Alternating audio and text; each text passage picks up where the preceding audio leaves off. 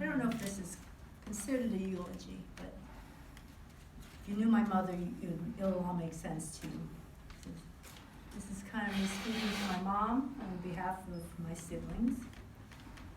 Mom, the things you made us do, never could understand why. Boy, do I understand it now. Forced to eat vegetables we didn't like in every meal, no desserts. I think the only desserts we were able to have was her famous custard and rice pudding. And of course the rice pudding was made from leftover rice. Forcing us to wash our hands, always asking us if we washed our hands before every meal. A stickler for proper hygiene, and I think that's why we never went to the hospital. I think growing up, I think only a few of us ever went to the hospital. My brother got stitches, I broke my arm, and did anybody else go to the hospital? So in the Philippines, we have this plant, it's a purple plant. Do you remember what it's called, Ava? Whenever we cut ourselves, we just slapped that thing on and we healed ourselves. Like, hospital didn't exist. I don't think we even had insurance. So, yeah.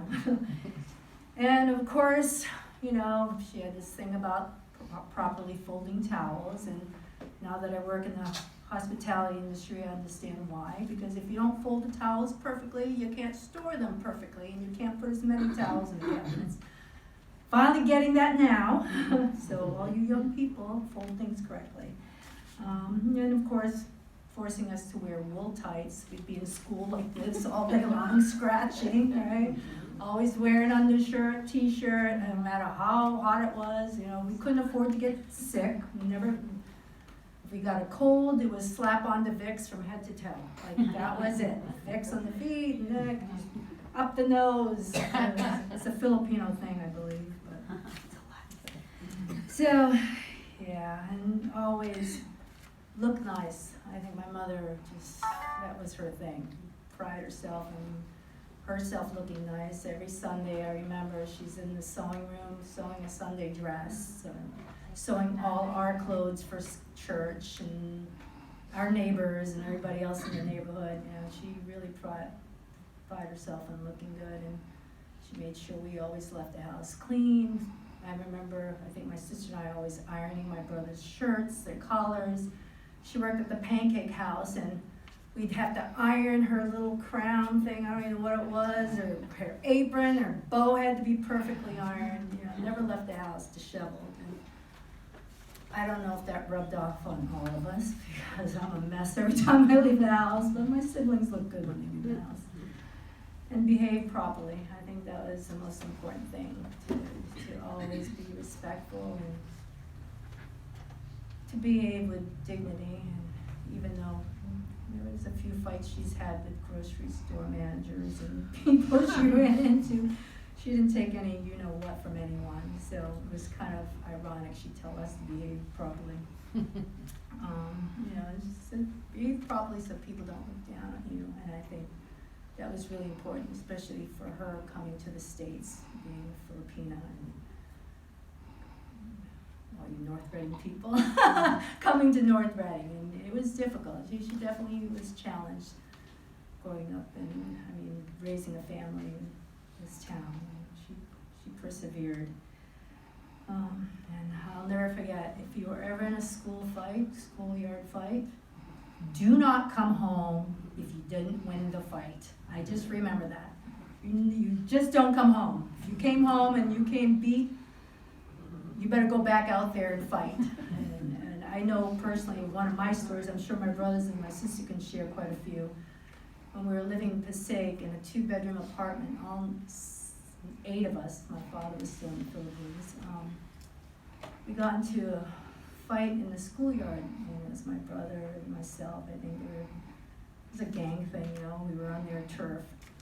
And so they chased us out of the park. A young girl hit me in the head with a 2x4 with a nail in it. And I'm bleeding. And I lost my shoe on the way. And she picked up the shoe and put it in dog mess. And I came home. My mother said, "What happened to you?" I'm like, "Oh, I got beat up." "Hold me, you are.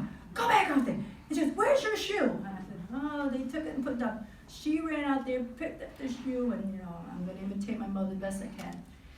You clean this dumb shit off this shoe. What you do to you? I'm gonna hit you with this shoe. And they're like, oh, I'm so embarrassed. So it's like, what? And then the mother's screaming, what are you doing? She's like, fuck you. Oh, one of the many fights. I remember one time we were in the car and she got into a riff with somebody in the car and they gave her the finger and she's going, I go, Ma, what are you doing? She goes, you're giving them a peace sign. She goes, no, that means double buck. So, again, telling us how to behave. And we're like children going, anyway, so, yeah, she taught us never to back down from a fight.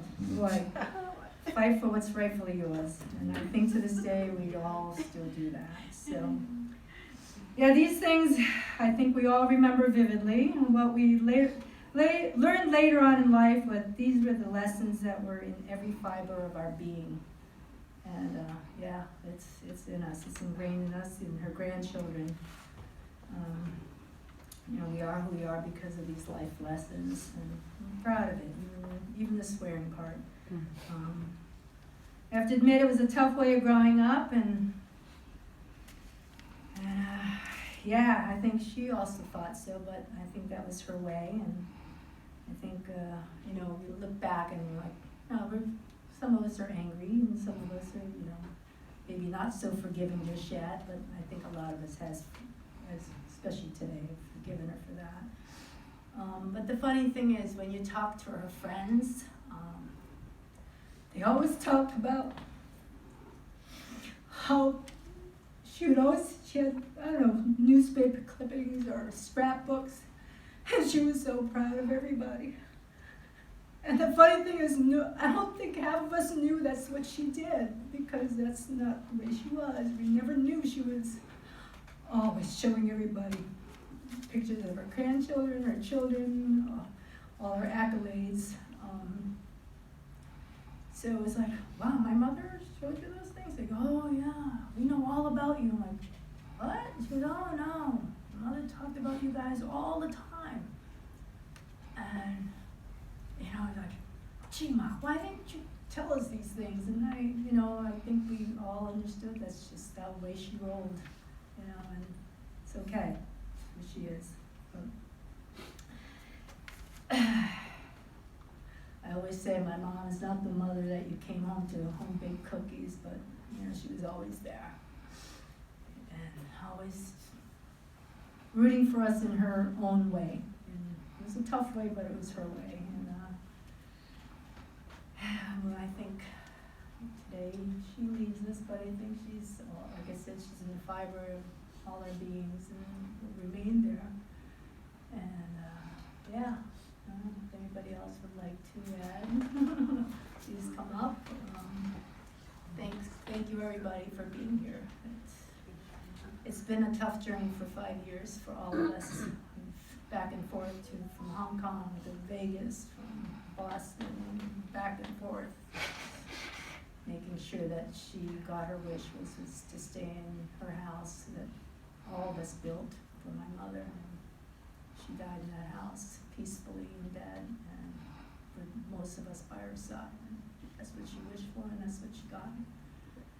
Even though she still had a scowl on her face the last few minutes of her life.